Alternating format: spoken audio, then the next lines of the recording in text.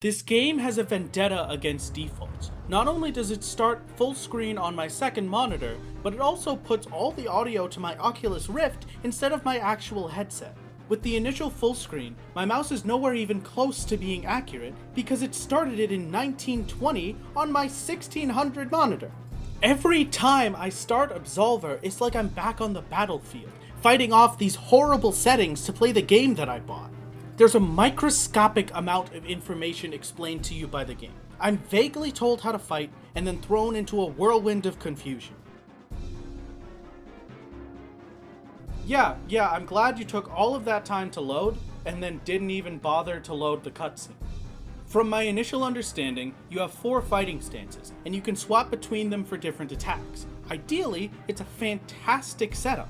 4 different forms of attack to keep your opponent on their toes, but the execution is clunky and unresponsive. You can't manually change in the middle of a combo, no matter how much you mash the Q button. You have to set up your attacks to cycle through the stances automatically for you. No adjusting mid-combo to break your opponent's defense, just forcing yourself into one combo and hoping it's good enough. My level ups don't feel like they make any difference. I put my stat points into dexterity, and my attacks don't do more damage. Vitality, but my health doesn't go higher. Vigor, but my stamina doesn't give me more attacks. It feels like I must be doing something wrong. Well, either way, I'm pretty sure this is meant to be a PvP game, so let's try out the PvP. Trying to find a match, and half of my screen is filled with "You don't belong to a school." Yeah, I know I don't have any friends. You don't have to remind me, dude. What kind of stance is that? This is how you're going into combat, pointing your foot out at me? Heh. Well, I guess this'll be an easy win, boys. Does that say level 58?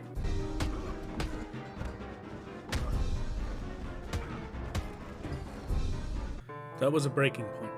I didn't want to even think about this game again after that. With no direction, barely any idea how to play, and matchmaking straight out of hell, I was ready to give up on this and just passively give it a not recommended on Steam.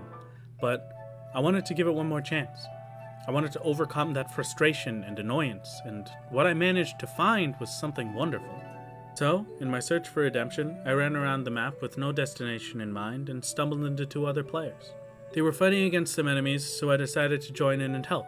Afterwards, I followed them around like some lost puppy and was shown to the nearest boss. They cheered me on and led me around on a wonderful adventure until I lost them. I wasn't sure if I'd ever see them again, but I'd realized that it had been close to an hour. Time had flown by. I was having a stupid amount of fun with these complete strangers kind enough to help me. And they weren't a rare thing. Everyone I passed by was kind and helpful. If I ever died, people would rush over to try and pick me up before time ran out. They'd show me secret pathways I was obviously struggling to find on my own, and come to my rescue when I was losing against NPCs. One of the people I adventured with wanted to fight before he left, which made for a fair and tense battle, which I definitely won. There's a real genuine sense of community in this game. Sure, some people will come to fight you instead, but there are good people you can run around with while you stumble through whatever you're meant to be doing. I don't know where I'm going.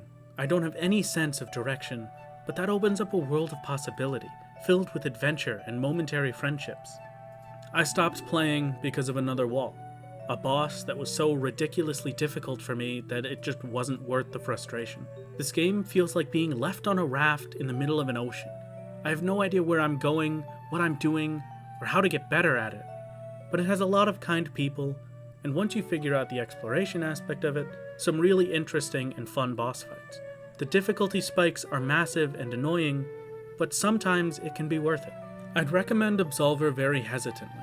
I can understand why so many people were turned away from it, but if you go into it knowing what to expect, there's a lot of enjoyable moments waiting to be experienced. You just have to jump a few hurdles to get there.